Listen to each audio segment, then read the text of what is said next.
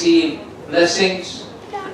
It's a ceremony to mark the beginning of the construction of the Shri Krishna Haveli. So I want to welcome every single one of you that have come for this special ceremony, and really thank you for the tremendous support you've given to this very special project that we have. I want to take this opportunity to welcome the disciples of Srila Prabhupada that are with us today as well. Was it not for them, we would not have Bhaktivedanta Manor. Was it not for their sacrifices, we would all not be worshipping here. Was it not for them, we would not have a Haveli project. So really, thank you all the disciples of Srila Prabhupada that have come to join us in this very special ceremony. I also want to welcome some special guests that have come. I want to welcome His Grace Amara Prabhu. Amara Prabhu, just give us a wave there, you'll recognize him. There is Amara Prabhu. Coming in all the way from Germany, especially for the years that you're seeing. He had lived for many years in Melkote, in Sri Rangam, studying and working with the Ramanuja Sampradaya on yagyas, on havans. So he's a great specialist. Whenever in Europe deities are installed, ceremonies are conducted, he will be the first person to be called. So we plan to call him here. And so thank you very much. Let's hear it for Amara Prabhu. And he'll be leading us in the yagya later on. And I also want to welcome, you can see all the gentlemen in yellow. They are priests. You might be wondering, we've never seen yellow before. White and orange, what is this yellow? So they are the priests for each one of the kunds, and of course led by Kripavoy Prabhu here. So let's hear it for them.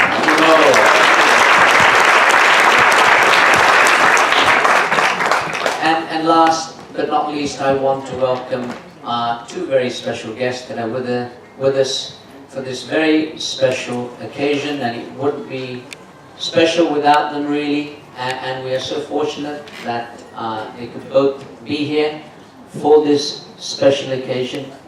I want us all to raise the roof and welcome our two very special guests, His Holiness Bhakti Rasamrita Swami and His Holiness Radhika Swami.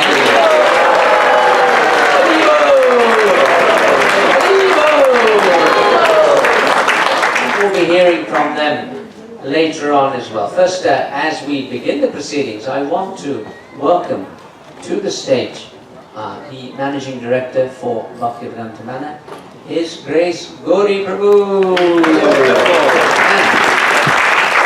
Gauri Prabhu, of course, apart from being the Managing Director here at Bhaktivedanta Manor, he has been spearheading and leading the committee for the planning of the Shri Krishna Haveli, and now of course seeing it to completion into the construction. So he's going to give us a summary of what's happened and where we're going to go, the finances, all the parts of it.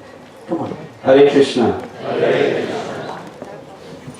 It's like a marriage ceremony, isn't it?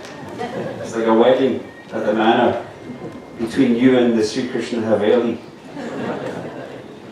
Thank you, Shri Prabhu.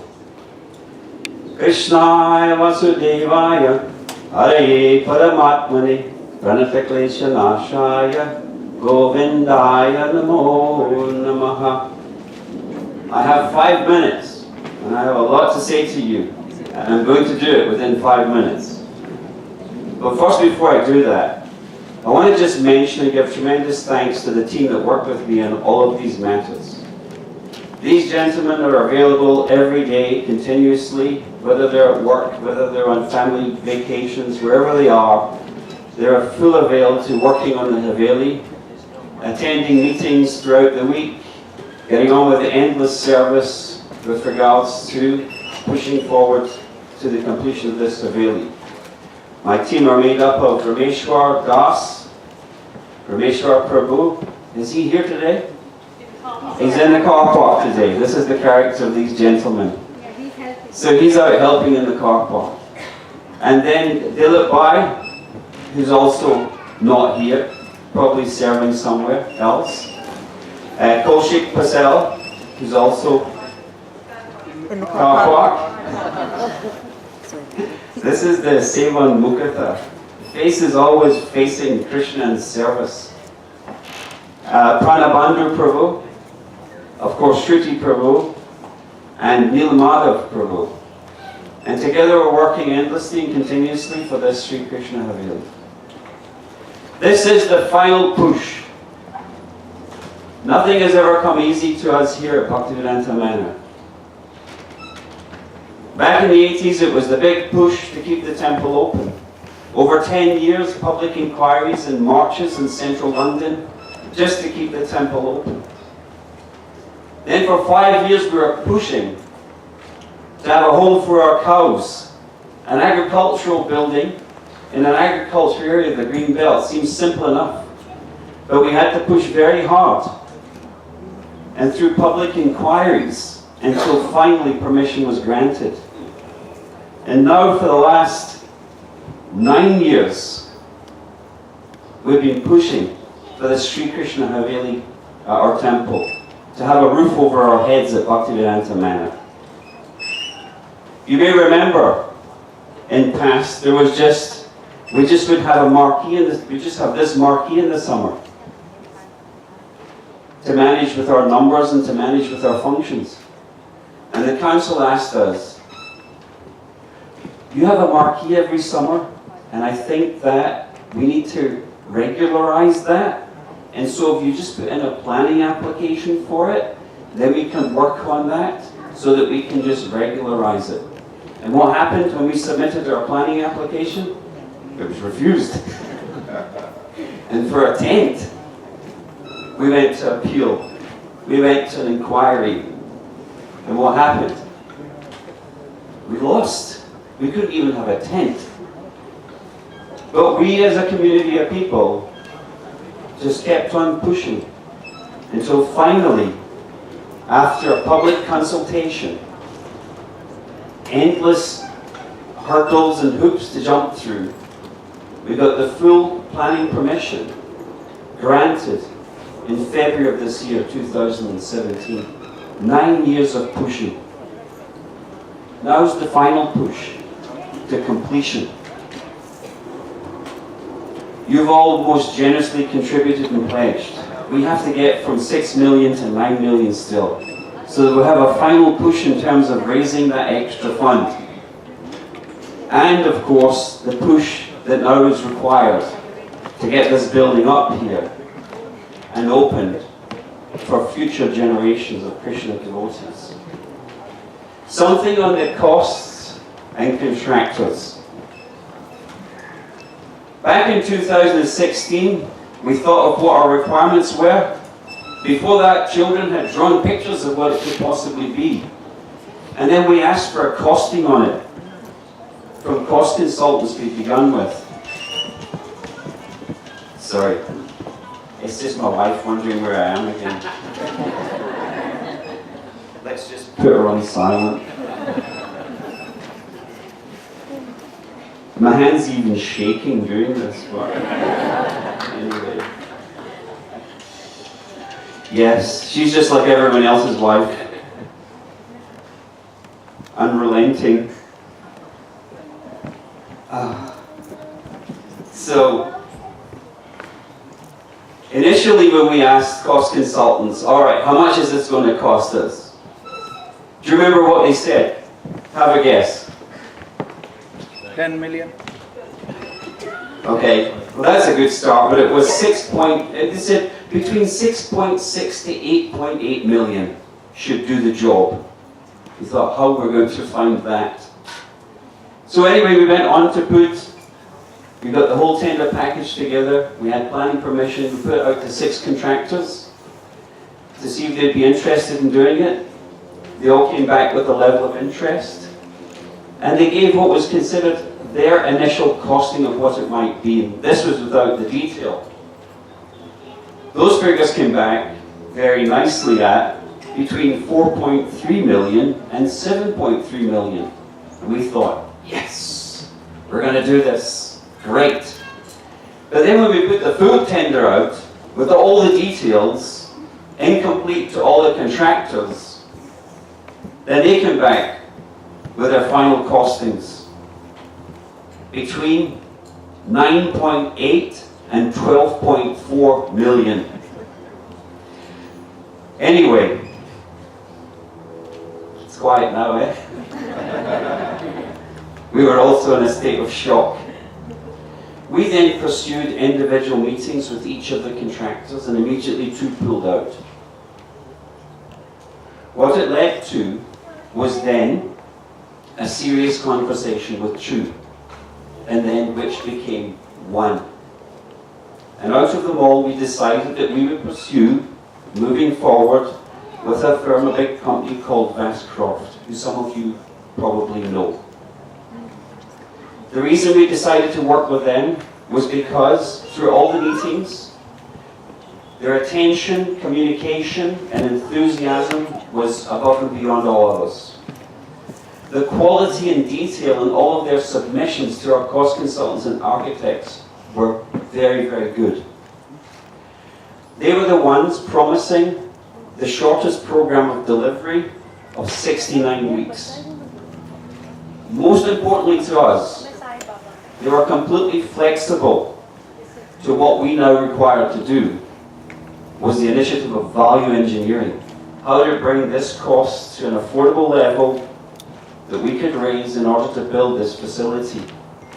They committed completely to value engineering, and most importantly to harnessing all of the community, builders, subcontractors, mysteries, everything, to bring them in to help with the Haveli voluntarily or at cost price in order to bring the overall cost down.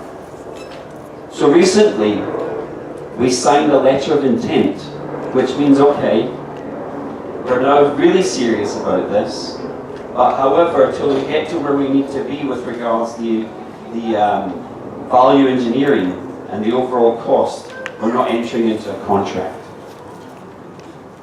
Now, I'm sure I've just probably got another minute left.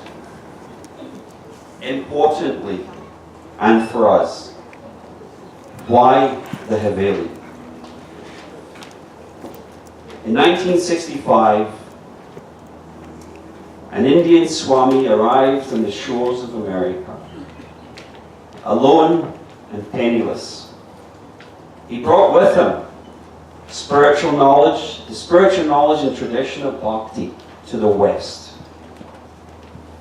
Not only did he give hope and inspiration to young Westerners, primarily in America and then throughout the world, but also he sparked off a humongous revival of Krishna Bhakti for Indians in America, in India, and Indians all over the world. Uniquely, he interpreted the tradition of Krishna Bhakti into what's known in Sanskrit as Kaladesha Patra. He made it relevant to our times, to contemporary generations of people, to all of you, and to even all of your children. It's been like a renaissance, a revival of Krishna Bhakti. And for all of this, he created a society, which then became famously known as the society, or as being the house in which the whole world could live. And that's what separates us from all other communities. Because here, everyone is welcome. Not just one community, everyone is welcome. Prabhupada would say Krishna is for everyone. He would get upset when he'd see the dictionary definition of Krishna when it would say a Hindu god. Prabhupada would say Krishna is not a Hindu god. He's not just for the Hindus. Krishna is God. He's for everyone. So everyone is welcome. And that's what this Haveli is. The Sri Krishna Haveli. It is the house in which the whole world can live. and grow in devotion to Krishna, regardless of whatever community, Indian, Western, Scottish even. It's for everyone. And the very good news is that work begins on Monday.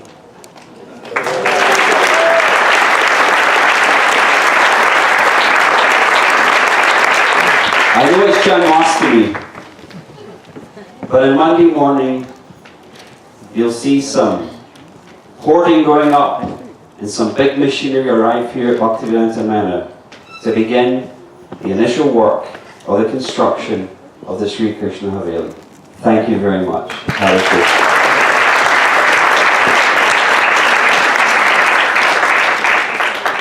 Thank you very much, Glory Prabhu.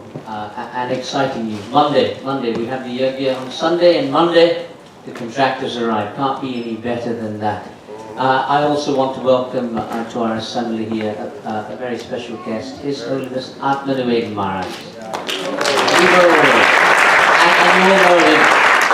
He is, of course, part of the furniture in Bhaktivedanta Manor. He joined here, he fought during the campaign era, he was here when we built the Goshala, and he's here now when we construct the Sri Krishna Haveli. Thank you, Maharaj.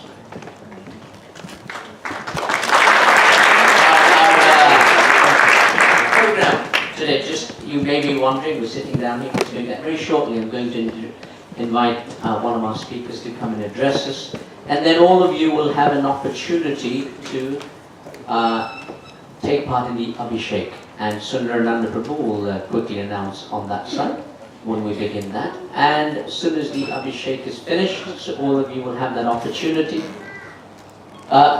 We will request Radhanath Swami to address us, and straight after that you'll all be coming back and sitting at exactly the right kunds that you're in, and we'll begin the special yajna, and that will conclude with prasad at the end.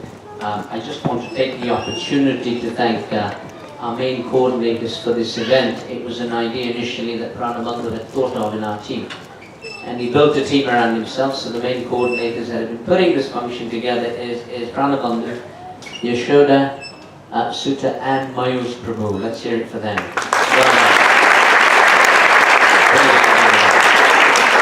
Also part of our team has of course been the fundraising committee for the Sri Krishna Haveli as well. So Sundarananda Prabhu who's been overseeing registration, he's also the chair of our fundraising committee. So don't be surprised if he comes to meet you after the event as well. Let's have a round of applause for his team. Thank you very much, Yogesh Prabhu, who's putting the sound together there. Thank you. And of course, the important parts here of the Abhishek, so Gadadhar Prabhu, our head pujari here, and Kanaya Prabhu, and a whole team of pujaris who are going to be looking after the Abhishek. Let's hear it for them. Last but not least, of course, the yajna. You can see Kripamoya, they're heading up with the team, and Amara, the pujaris that will be taking us through the oven. Let's hear it for them as well.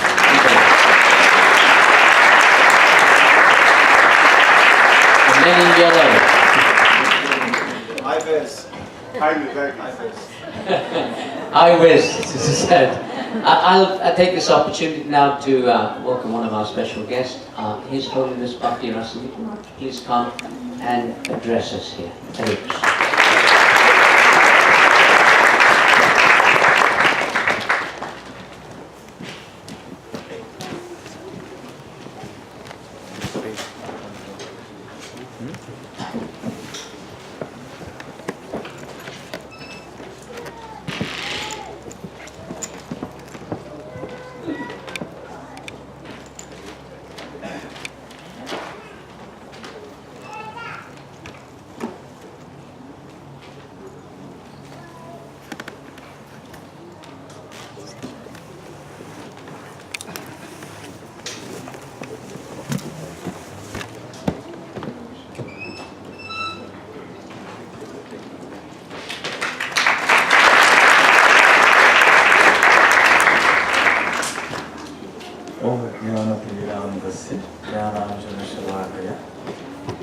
चक्षुरुन्मीलितं येन तस्मै श्रीगुरवे नमः।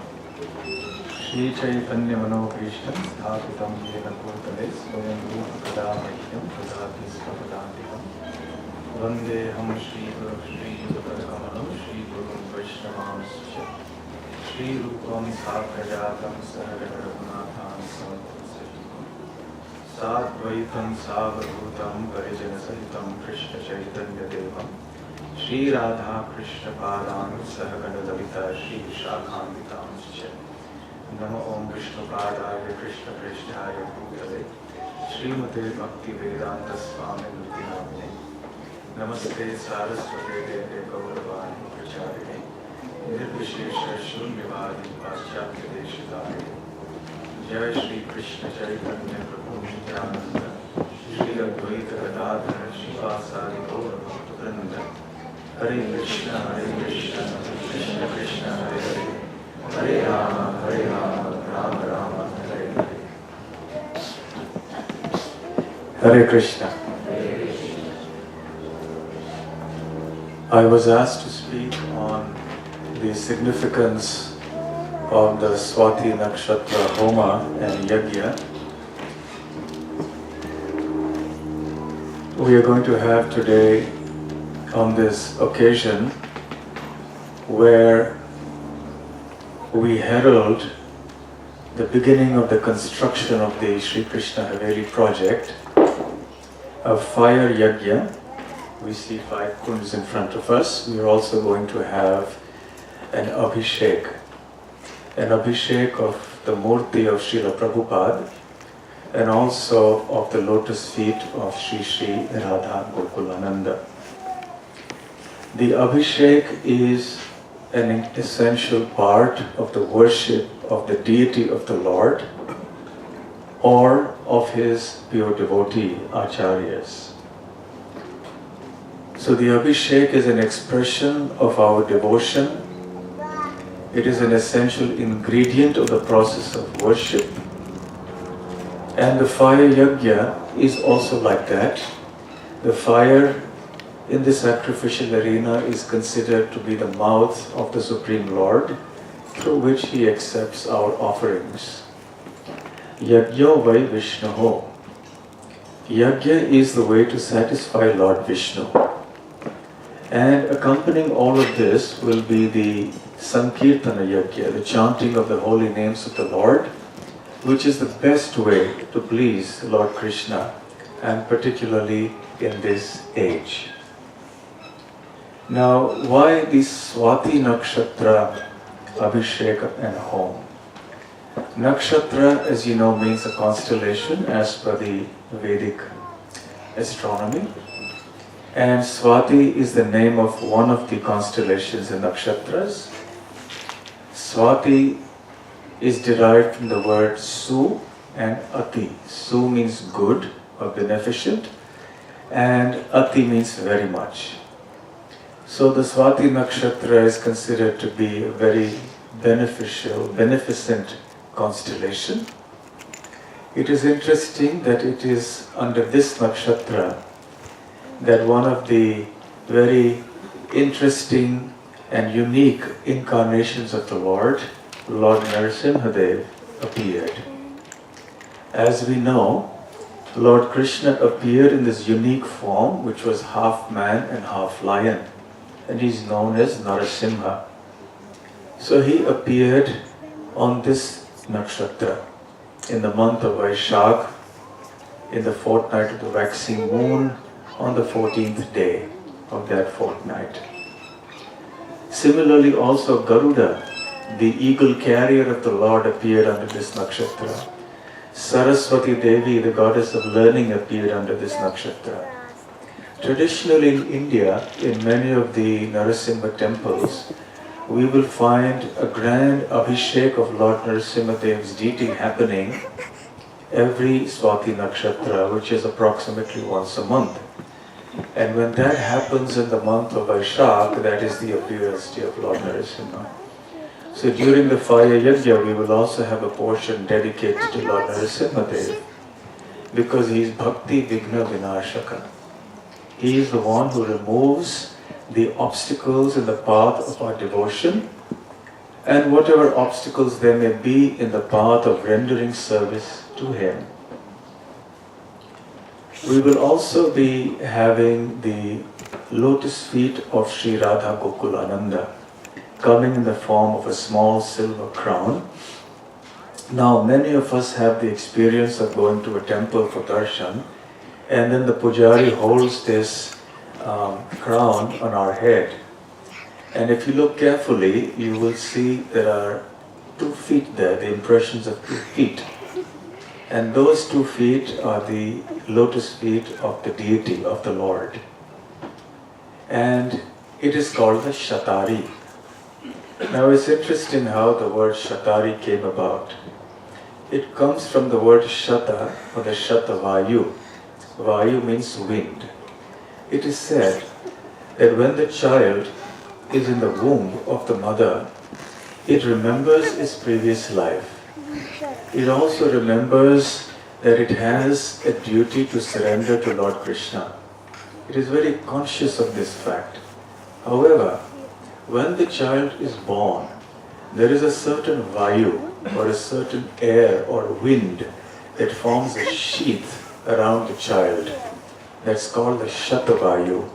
And this makes the child lose its intelligence and lose its memory of its past life. It also takes away the inclination or the determination to serve Lord Krishna and to surrender to Him. At some point in the womb, the child may be thinking, I must surrender to Krishna. I should not go through this painful process of taking birth again. But then, because of the Shatavayu, the child forgets everything.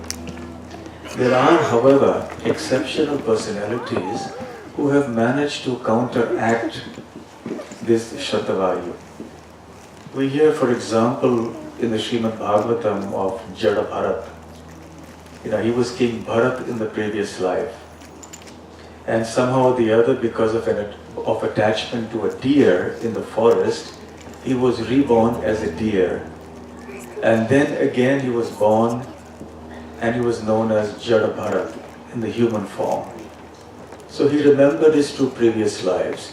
He remembered the mistakes he had made earlier on. He did not want to repeat those mistakes. So he was very careful to avoid bad association. He was very careful to take good association of saintly people, and so on.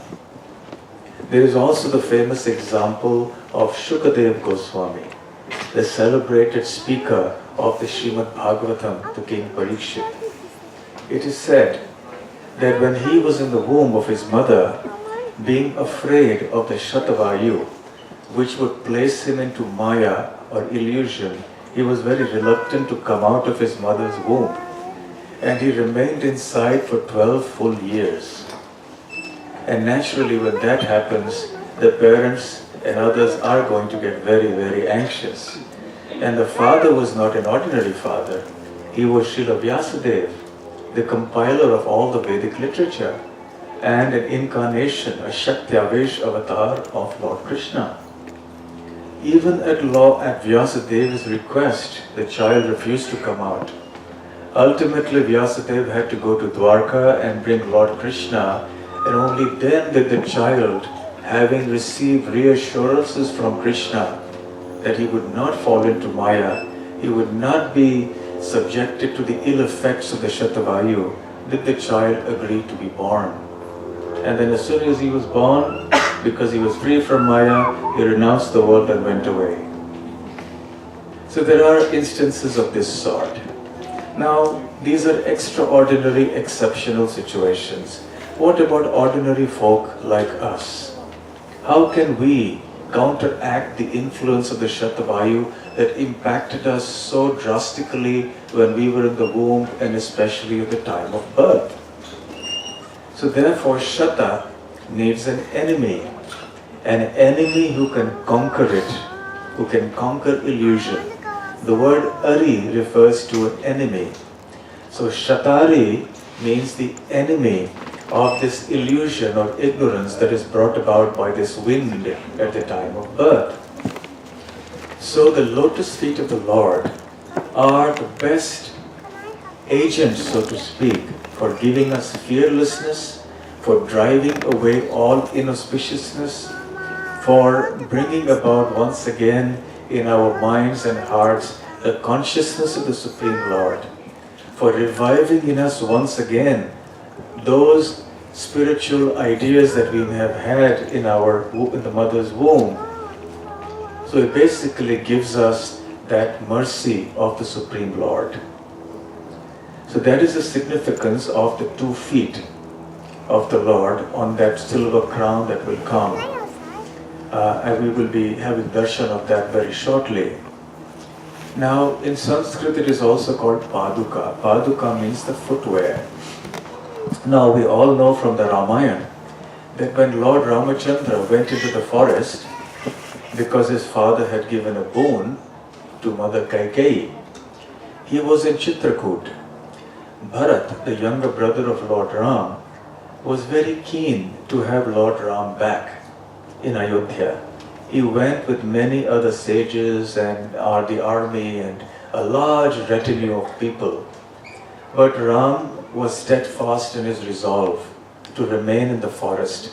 He said, I have to keep my dharma and keep my vow. So Bharat was very insistent that Lord Ram should come back. Eventually, recognizing the spirit of pure devotion of his younger brother, Lord Ram offered him his footwear. He said, all right, these are non-different from me. And Bharat accepted them most gratefully, and he took them back with him on his head. And then he placed them on the throne. He would offer them all worship.